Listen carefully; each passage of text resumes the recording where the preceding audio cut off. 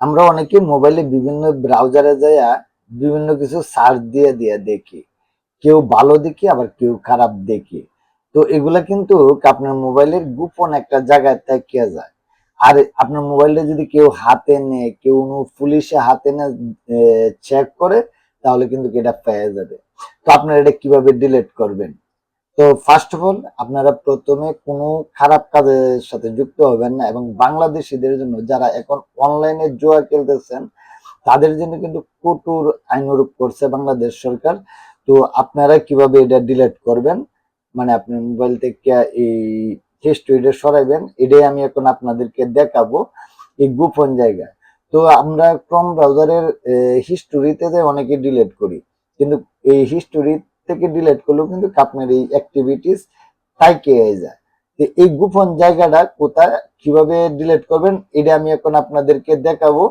তো আপনারা সবাই আমার স্ক্রিনের দিকে লক্ষ্য করেন এবং আপনাদের ফোনের এই খারাপ অ্যাক্টিভিটিস গুলা ডিলিট করে রাখেন। তো আমরা এখন চলে যাব ক্রোম ব্রাউজারে। ক্রোম ব্রাউজারে যে আমরা সার্চ করব মাই অ্যাক্টিভিটি।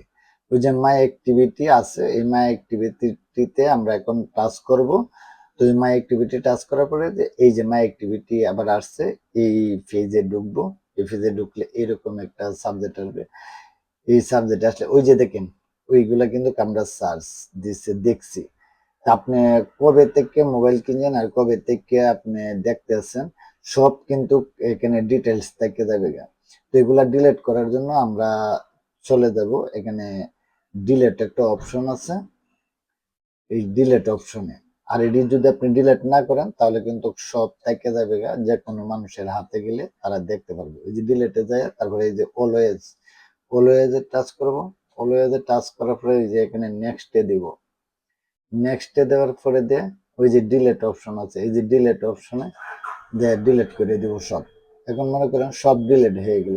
এইভাবে আপনারা আপনাদের মোবাইলের গোপন জায়গায় থাকা সব অ্যাক্টিভিটিস ডিলিট করে দিতে পারবেন। তো ধন্যবাদ।